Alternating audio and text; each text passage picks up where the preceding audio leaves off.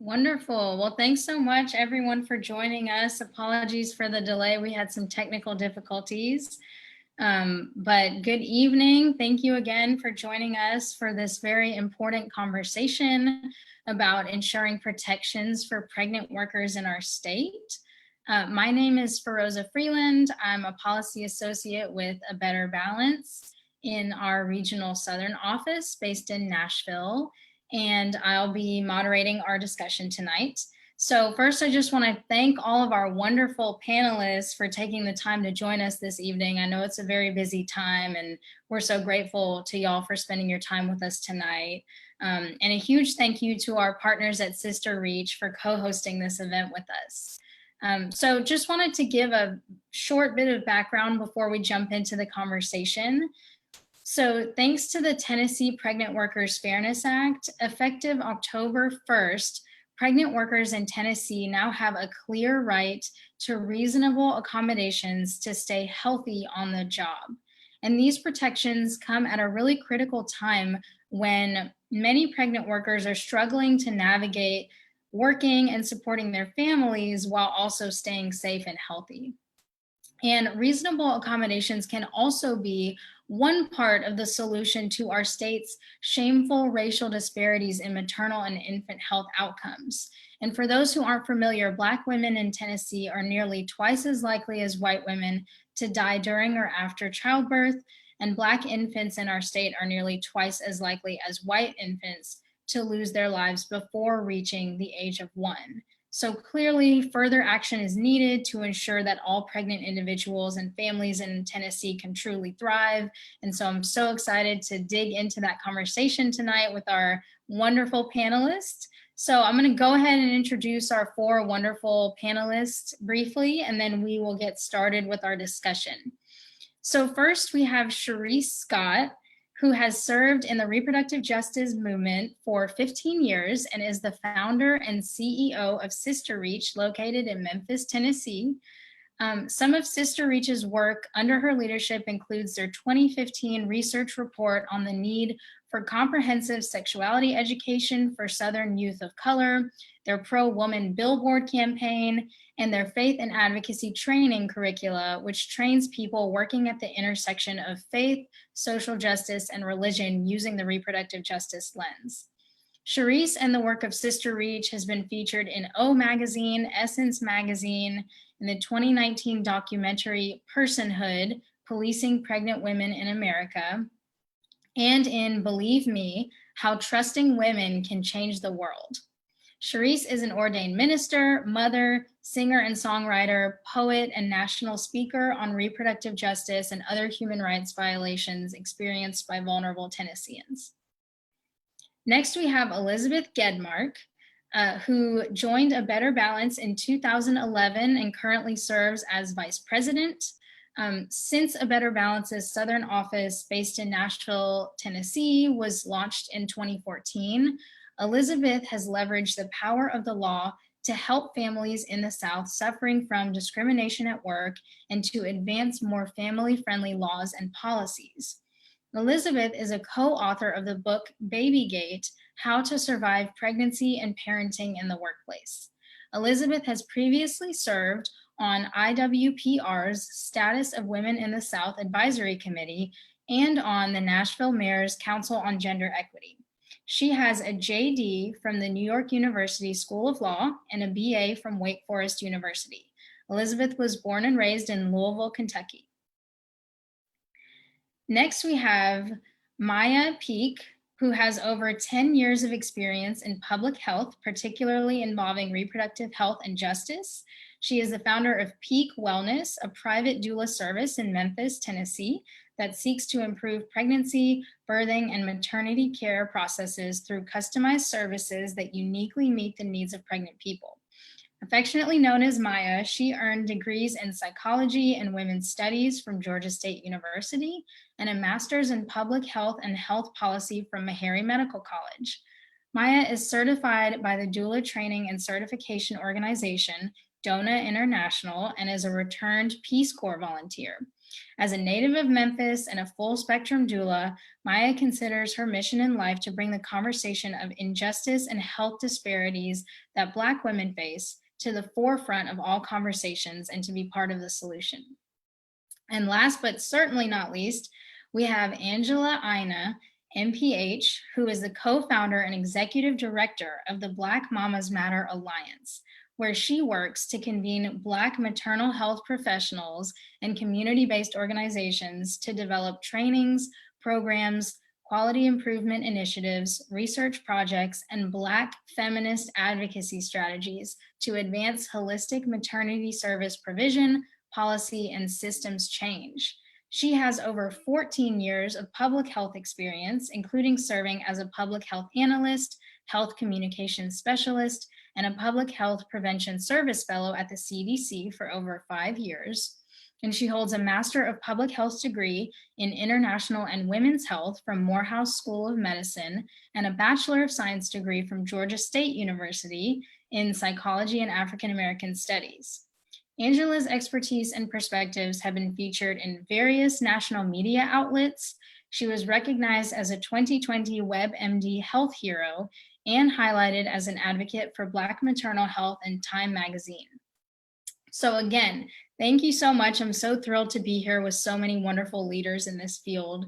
And so we'll go ahead and jump right into our conversation. And my first question is really for each of our panelists. So we can just go around. And I'm wondering if you could just share how your organization got involved with advocating for pregnant individuals and why is this a priority for you? So let's start with Sharice. All right, great. Thanks, Rosa. So glad to partner with A Better Balance to have this conversation and really excited to talk about pregnant folks. So I think, just as a bedrock of the reproductive justice framework, pregnant women are right at the center of that work. And the ways that we, and pregnant people, those who may not necessarily by sexual orientation identify as women, but who are able to have children. The framework definitely centers our ability to parent, our ability to have children, not have children, and be supported with the social supports in order to make decisions about our families, ourselves, if and when we're going to have kids. So I think what definitely brought SisterReach into this type of work really began with us teaching comprehensive reproductive and sexual health education to young people on the ground here in Memphis, Tennessee. However, and of course that includes teen parents, I have the honor of chairing a local coalition by the name of Memphis Teen Vision, and we support teen parents and advocate for teens to get access to complex ed. I think that another piece of that is SisterReach is also one of the founding members and kindred partners of Black Mamas Matter. Understanding I'm a Black mama, let me stop there, okay? So there's no way that, the way that we do our work is we do it, as the people that we serve. So, as a Black parent, as a Black mama, making sure that other Black mothers, especially young girls, have opportunities to have access to not only education, but to resources to thrive and to live in abundance, to have access to prenatal care, postnatal care, and be loved on by their families and their communities, understanding the realities of what this work is all about. But I think one of the things that really shifted the way that we started doing our work and maybe brought us into the conversation of meeting Elizabeth and working with the Better Balance was our work on the fetal assault law here in Tennessee. And that law basically incarcerated pregnant folks for using drugs, and it took their children away from them. And so for us, we've been kind of working to bridge the gap, right? That without having access to education, especially reproductive and sexual health education, it really kind of sets in motion the ways that folks make decisions about their sex and sexuality, makes decisions about the, if and when they're going to be pregnant, and that those social determinants of health, or those, these kind of intersectional issues and intersectional oppressions that impede on folks' ability to have children, and to be able to raise them in a healthy community, in a healthy family, within, in a healthy dynamic, definitely is informed by what's going on around them. Are they a victim of intimate partner violence? Are they living in a red state like we are here in Tennessee and experiencing legislative violence? And so these have been some of the ways that, we did research on the impact of that law, but also helped to advocate to end that law. Because it was incarcerating pregnant women who use drugs instead of putting them in a better position to access behavioral health and mental health services. And so we continue to, move forward in this kind of next iteration of that work of just trying to meet even more practical needs of mamas on the ground. So I'll stop there. Thank you so much, Sharice. That's great. Yeah, we'll go to Angela next. Yeah, thank you all so much for having me. And definitely what brings us into this work is that we had to exist because of the fact that the United States is having a significant rise in maternal mortality. And the fact that even just even from a public health perspective, the United States actually at some point stopped counting maternal deaths. And when it started to do that, unfortunately, some of our health and public health systems wanted to hide the fact that Indigenous people, Latinx people, Black women, Black people were the ones that are dying at an alarming rate. And it's because of the advocacy of the reproductive justice movement that really brought this issue to the forefront, that maternal mortality is such a huge problem in the United States, and that Black women are the ones that are dying at an alarming rate. Because of that is why we are even in existence. And so from there, through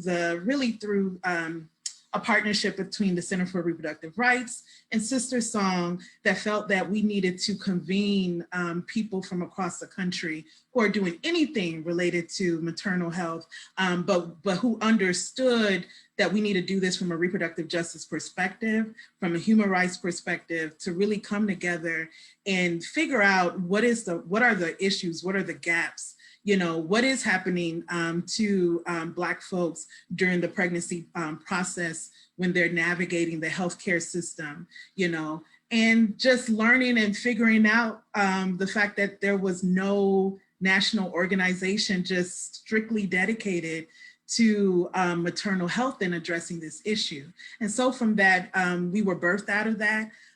Definitely birthed out of advocacy, because we needed to really talk about and uplift all of the multiple and complex challenges around maternal mortality, especially as it is being impacted onto the Black community.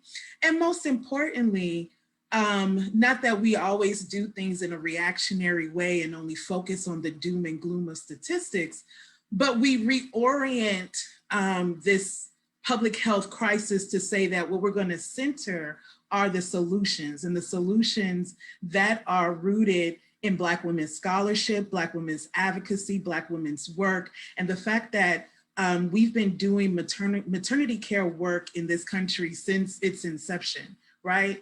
And that, it is truly, truly an injustice that we even have maternal, the significant rates around maternal and infant mortality and how it's impacting Black women and children, given the fact that the entire system, the entire foundation of step checks was off of the body of the Black woman and off of the practice of Black women's midwifery practices. And so we really do exist to, again, center the work of folks that have been doing this for a long time, amplifying that, doing that in all of our 4 bucket areas of policy, really promoting holistic maternity care, advancing research and really centering culture shift. And what we mean by that is changing the narrative around Black motherhood, which is at some of the root of even what Sharice talked about in terms of why systems for some reason respond to challenges and issues in our communities with criminalization. But then, when we think of, for an example, when we think about the opioid crisis and how there's like a public health response to the opioid crisis, and, those pregnant white women, unfortunately, who are, suffering from those challenges, they're not met with criminalization. But a lot of that has to do with the core values of this country and who is valued in this country. And so it's important for us to really center ourselves really in our culture shift work to just first and foremost shift how we're thinking about Black women, Black motherhood, ensuring that we're centering Black women's solutions around these challenges around maternal and infant mortality in this country, and ensuring that our lived experiences and what we want to see change around these systems are actually lifted up in the policy. And so, and I think that, even with the policy win that has happened here in Tennessee is an example, one of many examples of that. Thank you so much, Angela. I totally agree. That's such an important thing to lift up. Let's go to Maya next, and then Elizabeth. Thank you. And thank you for inviting me to this conversation. I eat, sleep, and breathe birth. So I'm really just excited to just talk more about just maternal health concerning Black women. So like many of you all, I saw a need in my community, and I wanted to fill in that gap.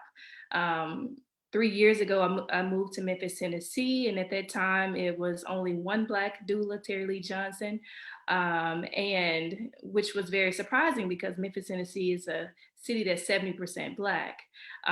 So before moving to Memphis, my research in graduate school focused primarily on Black women living with HIV and maternal health disparities concerning Black women. Around this time, me and my husband decided to have children. I became pregnant, and like many people, I thought I was doing my research and really figuring out what kind of OB I wanted, because that was the only thing that was accessible to me. So I found an African-American OB. She had a master's in counseling, so I thought she had a great bedside manner. So when I started going to her, I really realized that I was just seen as a number. And because I came from healthcare, I knew that it was many possibilities and many options for me. So I quickly changed to a midwifery approach to my birth. And quite frankly, the service was unmatched. And I really wanted other women to experience that kind of level of care. The rapport with her, the really asking and encouraging questions like I've never seen before. So honestly, I just really wanted other women to experience the way that I experienced my birth. So that's basically how Peake Wellness was born, truly wanting to assist pregnant people throughout their pregnancy. For the past 3 years, we've helped over 60 women give birth at home, hospital, and in the future, birth at the birth center. We offer labor, postpartum doula support. So again, we just really wanted to fill in that gap, and we saw a need. And honestly, it's just many options that a lot of people are not really privy to or not really understanding. So I feel like doulas are the unbiased expert in the birth room. We don't get incentives sometimes. We're not getting a push from pharmaceutical companies. So again, we provide that unmedicated, that unbiased approach to birth.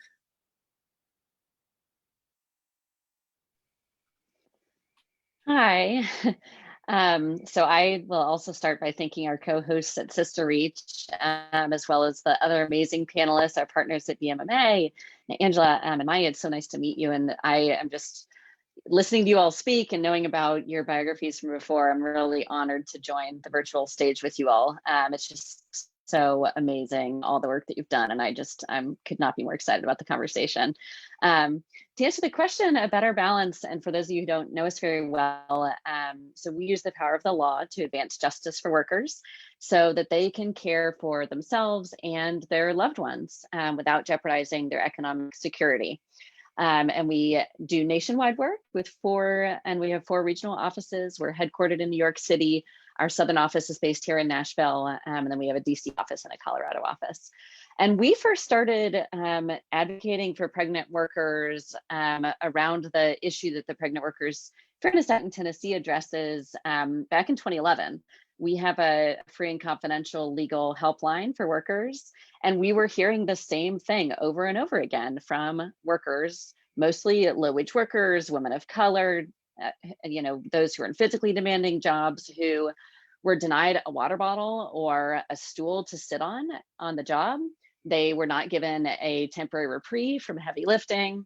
And when we looked into it further, employers were getting away with this. Even though pregnancy discrimination had been illegal for so long, all of these women were falling through the gaps. And it was clear why. It was because of racism, systemic sexism, and all of these problems where you had workers who basically were totally left out of our legal structure.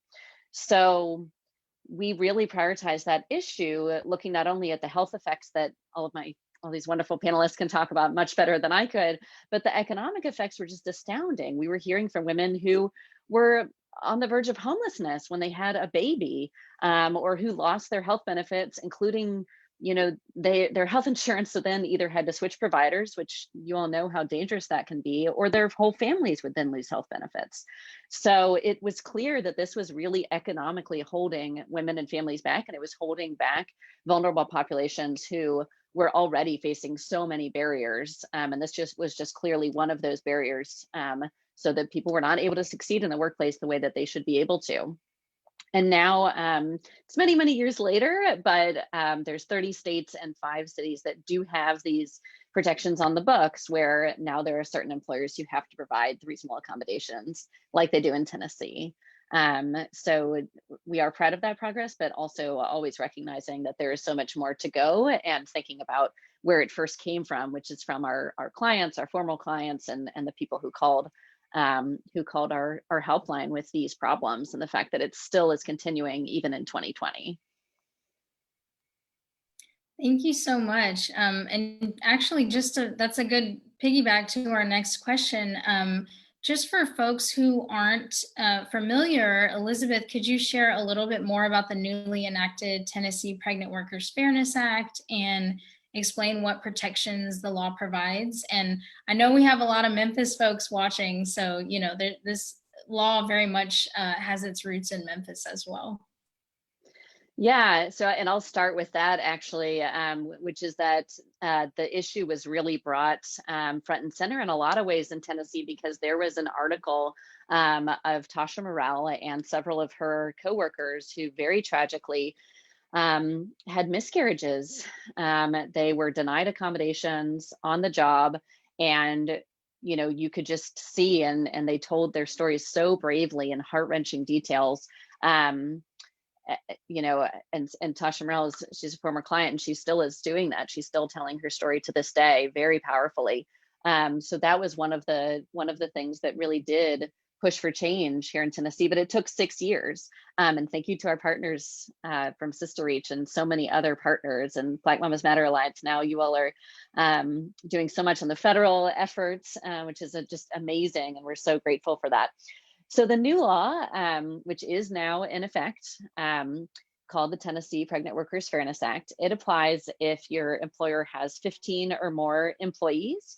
And what it says is that if you are pregnant, breastfeeding, or recovering from childbirth, or have conditions or complications related to childbirth, then you are entitled to reasonable accommodations on the job, unless it would be just really extremely difficult or expensive, like an undue hardship for your employer. So you can request those accommodations, and your employer has to engage with you to determine an accommodation that works for you so that you can stay healthy and earning a paycheck. So if you need additional personal protective equipment, or if you need, like I said before, additional water breaks or bathroom breaks, which is a common need for pregnancy, obviously, then believe it or not, the law was not clear about that before, but it is now in Tennessee. So that's part of the goals for this session, was to make sure that we're getting out the word that folks know you do have these rights. And we've got much more information and detailed analysis about the laws as well, if folks need resources on our website. Thank you so much.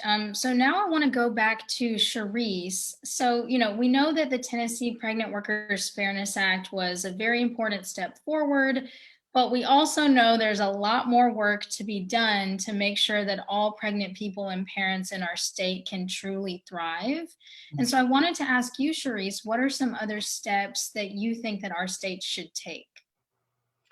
Well, first and foremost, we need to expand Medicaid and make sure that everybody can have access to reproductive and sexual health education, basic health care needs, access to birth control, access to unhindered access to pap smears, that folks can live. A picture of my mother is behind me, and she asked me to start the organization, and we lost her a couple years ago. I mean, basically because she was not about to put a financial burden on our family with struggling with liver cancer, and really made a determination to just live out her cancer. And really the impact of that was because she could not afford to pay for that one lone $3,000 a month pill after having a transplant, about like what that was going to mean. So when I think about Black mothers very specifically, we are making life and death decisions based on the social supports that we have access to. And so, so first and foremost, that's got to happen. We've got to also change a kind of cultural mindset around bad mamas, good mamas, deserving mamas, don't give a damn about you mamas, crack mamas, welfare queen mamas, the whole kind of thought process that we have about women of color, folks of color who can give birth, and who deserves to parent and who does not deserve to parent, who deserves to be supported in their parenthood and who does not, and then this kind of classist thought process that, if you're a CEO like me, and you've got access to healthcare and everything, or you got a really good cushy job, then you deserve healthcare. But if you work at the Family Dollar, if you work at the General Dollar Store, if you work at McDonald's or KFC, you don't really deserve to have time off work, to go see about your kids, to go be there for parent-teacher conferences and these types of things. So there's there's this mindset, and this is, mind you, with this being a very important backdrop of pro-life, pro-Christian extremists. We love the Lord, but you got to pull yourself up by bootstraps that you don't have. Type of understanding that I think that folks are having to navigate, that mamas, that people who give birth are having to navigate in our state. So those are just some of very right off the top of my head things that absolutely have to occur before folks can even make the decisions of whether or not they want to parent, can parent, are safe situations to parent. Domestic violence needs to be something that is also centered in this conversation, and folks who are navigating domestic violence or intimate partner violence situations. Folks are not having children because they're going to bring children into a violent situation. I mean, COVID-19 has forced the world on social media to watch Black people be murdered, right? And so, we watched, now we've seen the released video of Breonna Taylor and just how the police were just cavalierly speaking around and above her body. Thinking about the ways that Black women very specifically are just not cared for. And so then, let's lump on top of that Black motherhood, and then maybe we need to really think about potentially tackling some of the race issues around what it really looks like, especially when I think about Black women very specifically, that I don't know that we have fully moved out of a mindset of being a breeder in this country, you know, and the ways that we were looked at during slavery. You know, we're good for everything else, but to be revered as mother. You know, so I just think that there's some cultural issues that we've got to tackle, some very practical and social issues that absolutely must be tackled. You know, but at the very baseline for the state of Tennessee, supposedly caring about families and caring about, you know, mothers, and they have no problem making us the poster child for all of these anti-choice things. There is no, you know, there's no focus on our lives. There's no focus on our care. There's no focus on figuring out how to support us dealing with stress, dealing with racism, dealing with obesity, dealing with high blood pressure, you know, these other social determinants that that inform, you know, whether or not we're going to even be able to have a healthy pregnancy if we, you know, intend to keep the pregnancy to term. So those are some things that definitely just kind of jump out that I know that we're working on at SisterReach, and we're aligning with folks like the Tennessee Justice Center, and we're aligning with, you know, Turk, and we're aligning with these different, you know, state organizations that are leading the charge in some of these other areas where we don't have as much capacity as they do.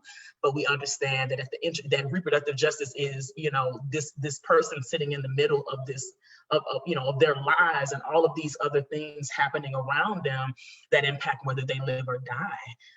And that's what we're dealing with, especially as Black folks, as brown folks, you know, definitely dealing with immigration rights and the whole, you know, what does it look like for mamas to be sterilized because you don't think that they're deserving of being parents.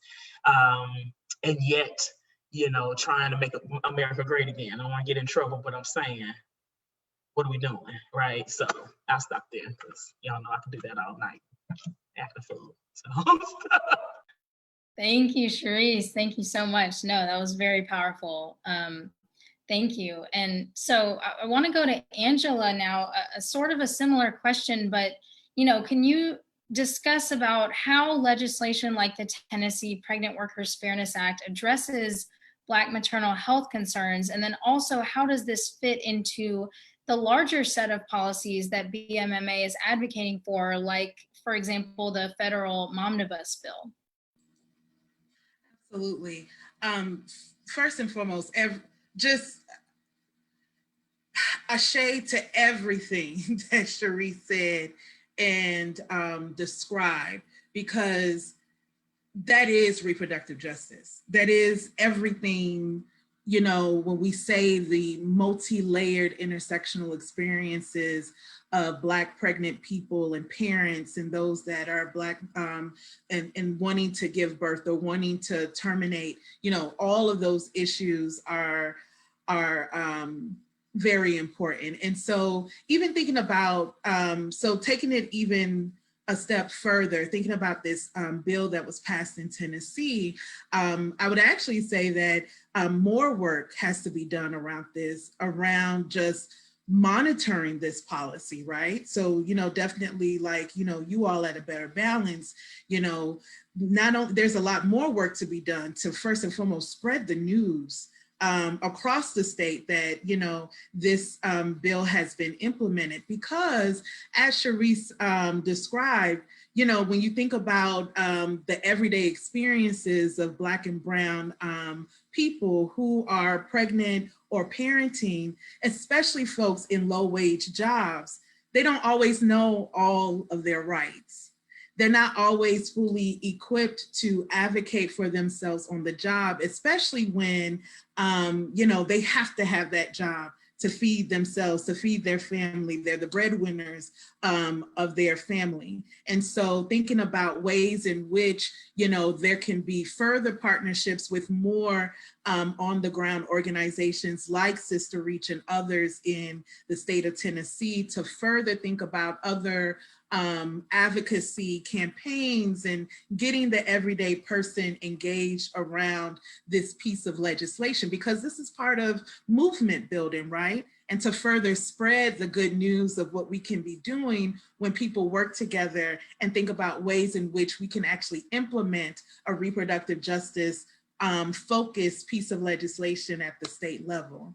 And so, and then thinking about this at the federal level, definitely, you know, thinking about all the type of accommodations that are needed for birthing people, not just accommodations around just the physical environment of the workspace, but even things like paid leave, all the things related to even lactation support, and, you know, ensuring that, you know, folks are not forced to lactate in the bathroom. You know, sometimes it's a lot of work just to get the policy together. Then it's a whole bunch of work to get the policy passed.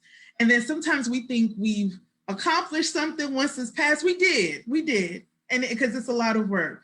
But that policy implementation part is where things just start to fall apart, especially for Black and Brown people, you know. And I'm saying this in particular because we are in a moment now where we are trying to get people to vote, and where we're trying to get people to not be apathetic, to know that change is possible. And so here is where we have to do that extra steps of work to say, no, you know, this is why we vote. This is why we need to be active in what's happening in our state and federal levels, you know, to keep that momentum going. And so when we think about pieces of legislation like the Momnibus, you know, stuff like that is on the ballot this year, you know, at the federal level, because depending on the administration will depend on how far that piece of legislation can move forward. So, you know, I actually will center this back to a better balance and challenge you all to think about what can be further done to build out a really robust long-term campaign to get the everyday person engaged in what's happening with pieces of state legislation, because everyday people need to see that they are being advocated for on their behalf, that their issues, that their everyday experiences are being worked upon by folks like yourselves. And you know, it's the everyday community-based organization like SisterReach that's reaching and doing work with all these folks on the day-to-day basis that need to be further amplified and further supported, because it's that policy implementation phase is just really important, because, you know, this is a good win, but we need to keep that momentum going no matter who's in office. So yeah, that's what I would offer, definitely. Thank you so much, Angela. Yes, I totally agree with that. It's so important. You know, we can pass this great law, but if nobody knows about it, then, you know, who are we really helping? So yeah, Elizabeth, I don't know if you wanted to talk just really briefly about any of the implementation work or the helpline, or, you know, how folks can get in touch with us to learn more about that too. Yeah, absolutely. Well, and actually, Feroza has been doing a wonderful job with another Know Your Rights webinar, and we had a blog post. The law went into effect October 1. So we were trying to use that as a sort of a jumping off point, but our work is absolutely not done. And thank you so much, Angela. You are 1,000% right.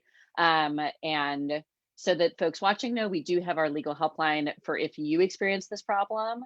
1-833 need ABB, but then also would love if there's any other community partners, on the ground organizations, grassroots partners that would like to talk to us. We would absolutely love to partner with you. Thanks so much. So switching gears a little bit, I wanted to go back to Maya, and I would love for you to share more about the role of doulas in supporting Black women and other women of color through their pregnancy and parenting journey, and what more can Tennessee do to support doulas in our communities?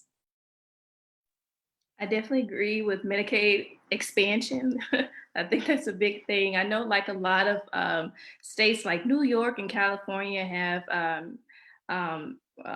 reimbursed doulas for their support during pregnancy. Because I think one of the biggest challenges that a lot of people are not familiar with about doulas is they think that it's a luxury, right?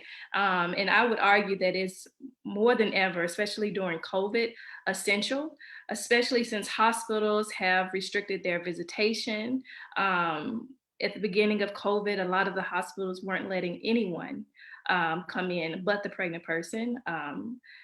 Thankfully, that was short-lived. That is very inhumane to let anyone be in labor for various amounts of hours by themselves. No mammals, no mammal does that, right? So that was definitely inhumane. So that has changed in a lot of hospitals. I know 2 out of 4 of the hospitals in Memphis, Tennessee are letting doulas attend births, which is great.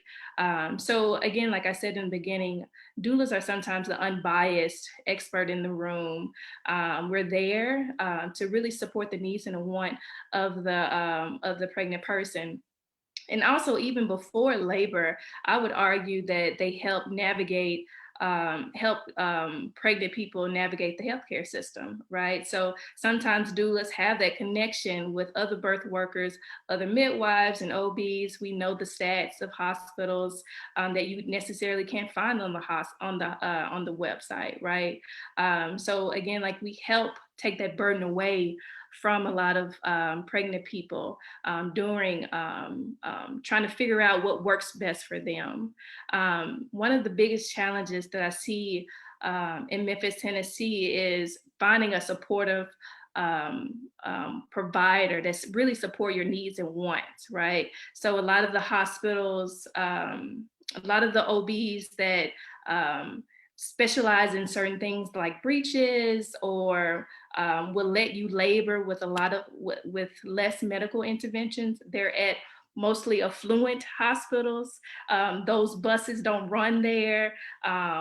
It's very difficult to get there. So that inherently increases the chances of them getting in care at a later time. So I'm seeing a lot of barriers when it comes to pregnant people getting the support that they need, but sometimes doulas step in and really assist with navigating and helping them find someone that really support their needs and wants around their pregnancy. A lot of doulas are different. They have various specialties around education. They can talk about like various contraceptives versus one contraceptive. So again, I feel like it's very essential, and it's not a luxury to get a doula. I feel like everyone, the statistics are there. Having a doula does decrease the chances of postpartum depression, increases the chances of an overall better birth experience, increases breastfeeding. So that is evidence-based. So I know a lot of OBs sometimes work in a very not evidence-based way of approaching birth. And I think doulas do a great job in really doing the research and really supporting the needs and the wants of a pregnant person. Yeah. Thank you so much, Maya. That's wonderful. Yeah, I definitely support all the work of all the amazing doulas and what your organization is doing. So y'all, I mean, I could just talk to y'all all night about this stuff. This has been such a wonderful conversation. And, you know, unfortunately, we're coming close to our closing time. So, you know, I wanted to wrap up with another question that I'll just pose to each of you. You know, I think you all have so powerfully laid out a really compelling vision for how we move forward, how we do better as a society to support Black women, Black parents, families, other people of color. And you know, that has been really compelling and powerful for me. And so what I want to conclude with is, you know, and some of y'all have mentioned there's a lot at stake. We have a major election coming up in a couple of weeks. So if you all could just discuss, you know, how do we keep folks engaged in continuing to advance this vitally important work up until Election Day and beyond? You know, there's so much work to be done on the ground here in Tennessee and across the country. So, you know, whoever wants to jump in and start, and then we'll just go around. I can go first. Definitely vote. I think that's one of the biggest things that you can do. On the local level, vote, on the federal level, vote as well, but also like volunteering at your local reproductive justice organization, sharing their work. They are the boots on the ground, really supporting and really trying to change a lot of things. Yeah, I can go next. And I will definitely add to what Maya said. Please, please, please go vote, go vote, go vote. If you are able to, stand in those lines. Of course, protect yourself with wear a mask, bring some water, bring a lawn chair if you have to, but please vote. And before you go vote, if you are somebody that joined this panel discussion because you care about Black maternal health, because you care about reproductive justice issues, because you have concerns around even how our everyday civil rights and human rights are being stripped away, take the necessary time to understand what's on your ballot. It is accessible. You know, it's not just about the presidential election. It's actually not just about your state representatives. It's also about those local representatives, your everyone, the judges, the for a lot of states, you know, your congresspersons, your senators, knowing where they stand on these issues that you care about is so important. And yes, and I'm gonna say it again, please go vote.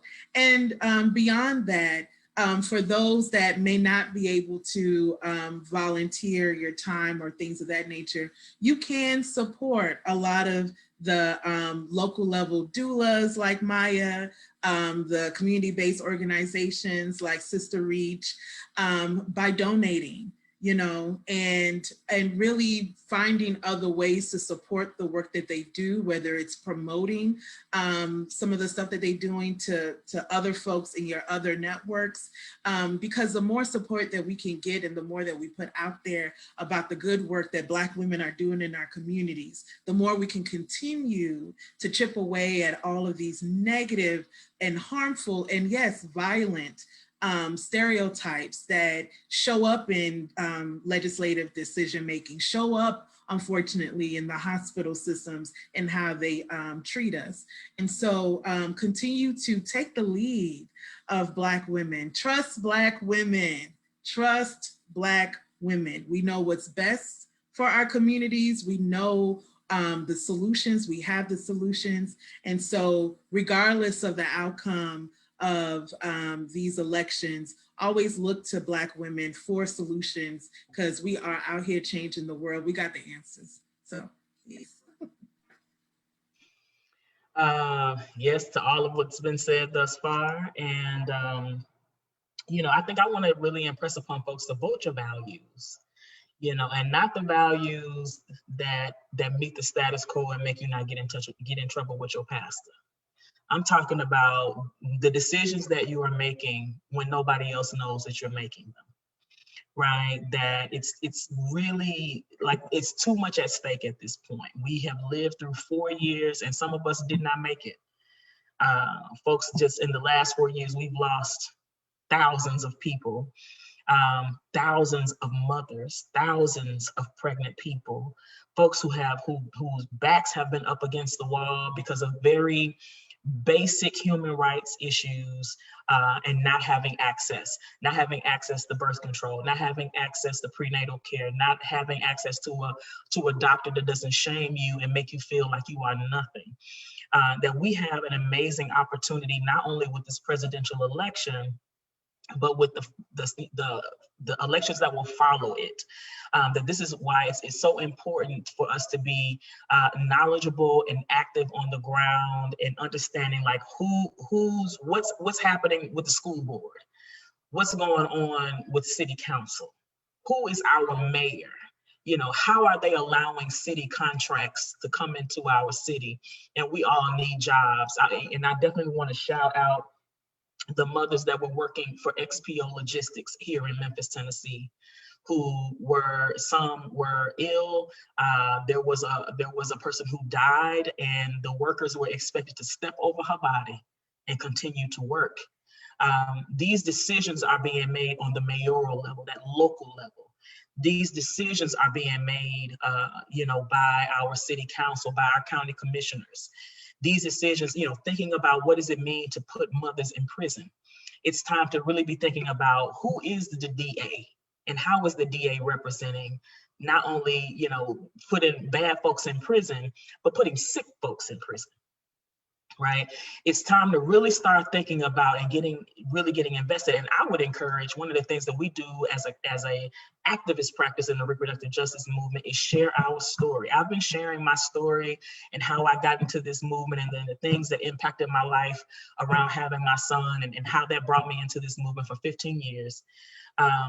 It has, that, and for those who are watching who might be religious, that truth really does make us free, right? Us sharing our truths, us sharing those stories that our legislators need to hear. They need to hear from us.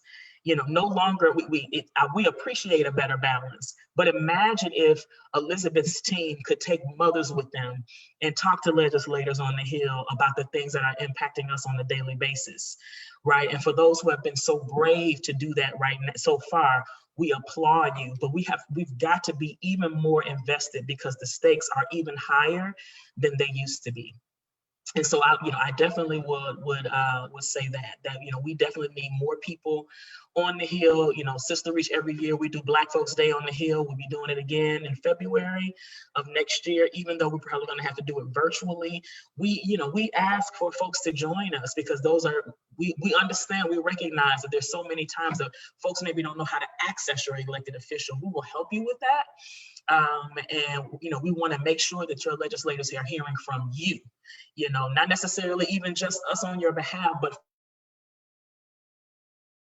from you, right? We can definitely go up there and speak about the things that are impacting what we know about, but there are issues that are happening on the ground. There are issues that are happening in our cities, in our churches, in our schools, with our children, in our beds, with our spouses, in the doctor's office.